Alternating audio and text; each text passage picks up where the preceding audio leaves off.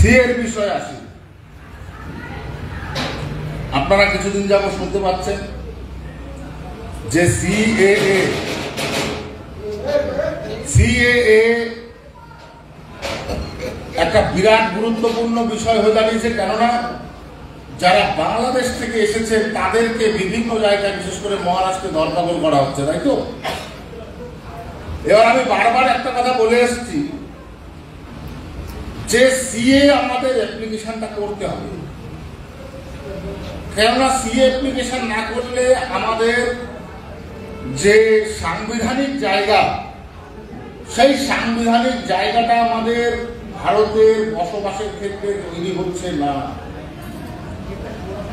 এইটাকে এখন আমরা গাফিলতির চোখে দেখছি, কিন্তু একটা সময় এরকম হবে, ধরপাকড় হতে পারে আগামী দিনে। আজকে রাজ্য সরকার চাইছে বাংলাদেশের ভূগোল এবং রাজনৈতিক অবস্থান যে তলানিতে নেমেছে, সেই পরিস্থিতিতে উদ্বাস্তু মানুষ ছাড়া যারা ঘুষবাইটিয়া হিসাবে এই দেশে ঢুকছে, ঘুষবাইটিয়া কারা? যারা ওই দেশের সংখ্যা গুরু মানুষ, সংখ্যালঘু না, সংখ্যায় বেশি যারা, তাদেরকে এখন ভারত সরকার ভারতবর্ষে থাকতে দেবে না, বার করে দেবে, সেই সিদ্ধান্ত নিয়েছে। আমাদের লোকেদের বার করবে না, কিন্তু হ্যারাসমেন্ট তো আমাদের লোকেরা হচ্ছে। তাহলে আমি বলতে চাই যে এই যে এমন সরকার ভবিষ্যতে বা ফিউচারে না আসুক, যারা এই সংবিধান দেখে বলবে তো সিএ তৈরি হয়েছিল, সিএ এর আয়তায় কারা কারা আসেনি, তাদের দরও বার করার একটা, আমরা সে সময় থাকবো না। আপনার আমার আগামী প্রজন্ম তারাই তো এই ভোগটা করবে যে ভাই তোমার বাবা তো সিটিজেনশিপ নিয়েছিল না, এটাও খাতা কলমে আছে, তাহলে তুমি এই দেশের নাগরিক হও কি করে? জন্মসূত্রের নাগরিকত্ব তো 87 সালে উঠে গেছে, তোমার তো কোন রকম থাকার কায়দা নাই। আমরা তখন কি করবো? কিচ্ছু করার নেই। আমি যার জন্য বারবার সতর্ক করি, কিছু লাগবে না, 50-100 টাকা দিয়ে আপনি ক্যাফেতে গিয়ে, যে কোনো কম্পিউটার সেন্টারে গিয়ে আপনি সিএ অ্যাপ্লাইটা করে রাখেন না, কি আছে? আমি ঠাকুরবাড়ি দিয়ে আমাদের সার্টিফিকেট দিয়ে দিচ্ছি, সেই সার্টিফিকেট দিয়ে, হিন্দুত্বের সার্টিফিকেট, মতুয়ার সার্টিফিকেট নিয়ে আপনি অ্যাপ্লিকেশন করে রাখুন। আর যদি না বোঝেন তাহলে ঠাকুরবাড়ি চলে যান।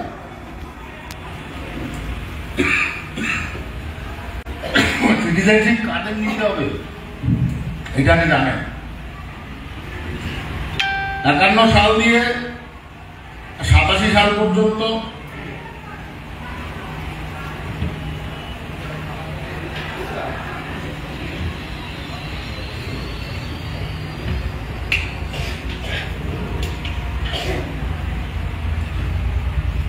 সাল দিয়ে 2014 সালের 31 ডিসেম্বর পর্যন্ত যারা ভারতে সশরীরে বাংলাদেশ থেকে ভারতে আসছে, তাদেরকে নাগরিকত্ব নিতে হবে। বুঝতে পেরেছেন? 51 সাল থেকে 14 সালের 31 ডিসেম্বর যারা সশরীরে ভারতবর্ষে এসেছেন তাদের নাগরিকত্ব নিতে হবে। কাদের নিতে হবে না? যারা মাইগ্রেশন করে এসছেন, যারা বিনিময় করে এসছেন, তাদেরকে নাগরিকত্ব নিতে হবে না। কি বললাম বুঝতে পারলেন? যারা মাইগ্রেশন করে আসছেন, যারা বিনিময় করে এসছেন, তাদেরকে নাগরিকত্ব নিতে হবে না। আর যারা 51 সালের পর দিয়ে 14 সালের 31 ডিসেম্বর সশরীরে এই জিনিসগুলো না করে এসছেন, তাদের নাগরিকত্ব নিতে হবে। এবার 51 সাল থেকে 87 সাল পর্যন্ত এই আগত যারা মানুষ, এদের যে সন্তানাদি এই ভারতবর্ষে হয়েছে, ভালো করে শোনেন, এই 51 সাল থেকে 87 সাল পর্যন্ত আগত বাংলাদেশের মানুষ যারা আছে, তাদের যারা সন্তানাদি হয়েছে এখানে, তাদেরকে সিটিজেনশিপ নিতে হবে না। তারা বাই বার্থ জন্মসূত্রে ন্যাচারালাইজেশন অর্থাৎ সিটিজেনশিপ পাবে, তাদেরকে সিটিজেনশিপ নিতে হবে না। তাহলে এরকম যদি হয় 50% নাগরিকত্ব যে সমস্যা, সেই সমস্যা 50%-এরও বেশি আমাদের বুঝে যাবে, অর্থাৎ সমস্যার সমাধান হবে। কারণ 51 সালে যারা আসছে তারা সকলে জীবিত নেই। এবার কারা জীবিত নেই? যারা বাংলাদেশ থেকে সরাসরি এসেছিল, কিন্তু 87 সালের আগে তার সন্তান জন্মে গেছে, বাইবার জন্মসূত্রে সে নাগরিক। 87 সালের পরে যারা জন্মেছে তারা কিন্তু নাগরিকত্ব পাবে না, তাদের নাগরিকত্ব অ্যাপ্লাই করতে হবে। কারণ তখন রাজীব গান্ধীর কেন্দ্রীয় সরকার এই বাইবার্থ অর্থাৎ জন্মসূত্রের নাগরিকত্ব তুলে দিয়েছিল, এবং সেটা 14 সালের 31শে ডিসেম্বর পর্যন্ত যারা ভারতে জন্মেছে আগত মানুষদের, তাদের উভয়কেই, যে এসছে তাকেও নিতে হবে, যে জন্মেছে তাকেও নিতে হবে। বুঝতে পারলাম? পারলাম কিছু না? হ্যাঁ, এটাই বোঝাতে পারলাম কিনা এটা বিষয়। এটা হচ্ছে সংবিধানে লিখিত বিষয়, আর একে উপেক্ষা করতে পারবে না, কারোর উপেক্ষা করার জায়গা নেই। কারণ ভারতবর্ষ সংবিধানে চলে, আর সবই সংবিধান স্বীকৃত। তাহলে আমার মনে হয় যে সিটিজেনশিপ নেওয়ার যে মানুষ খুব বেশি নেই, খুব বেশি নেই। সবচাইতে বেশি 71-এর পরে মানুষ ভারতে এসেছে, এবং সেই 71-এর পরে ভারতে যারা এসেছেন 87 সাল পর্যন্ত তারা তাদের সন্তানরা রেহাই পেয়েছে, কিন্তু তারপরে যারা জন্মেছে তাদের ওই ন্যাচারালাইজেশন অর্থাৎ জন্মসূত্রে নাগরিকত্বের আয়তে তারা আর পড়ে না। তাই আমি বলবো, যারা যখনই আসেন না কেন, এইখানে 71-এর পরে এসছেন কত মানুষ, হাত তোলেন তো,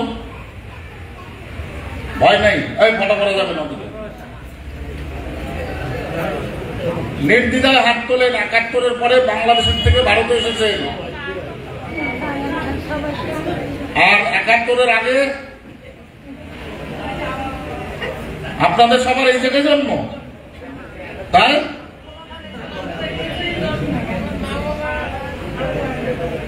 সে মা বাবা আলাদা ব্যাপার। কোন জায়গায় জন্ম তোমার? তা হাত তোলো না কেন? হ্যাঁ, তা ভয় পাচ্ছ কেন? তোমার এটা নিয়ে যাবো নাকি এখন?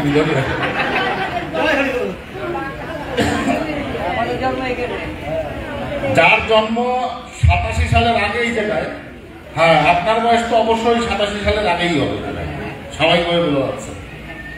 তো সেই যারা এখানে কোনো ব্যাপার নাই, সাধারণ একটা বিষয়, অ্যাপ্লিকেশন করলেই নাগরিকত্ব পাওয়া যাবে।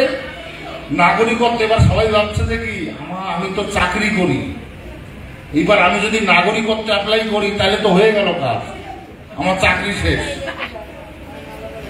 তার নাগরিকত্ব অ্যাপ্লিকেশন লাগবেই না, সে যদি 87 সালের আগে জন্মায়। আর 87 সালের পরে যদি জন্মায়, সে যদি চাকরি পায় তাহলে তার লাগবে না, তার সিটিজেনশিপ অটোমেটিক হবে। সে শুধু অ্যাপ্লিকেশনের মাধ্যমে, চাকরির ক্ষতি হবে না, ব্যবসার ক্ষতি হবে না, জমি জমার ক্ষতি হবে না, কিছু হবে, নির্দ্বিধায় থাকে। যাই হোক, শোনেন, অনেক দেরি হয়ে গেছে আমি জানি, আপনাদের ভেতরে প্রসাদ নেওয়ার জন্য উদ্বিগ্নতা আছে।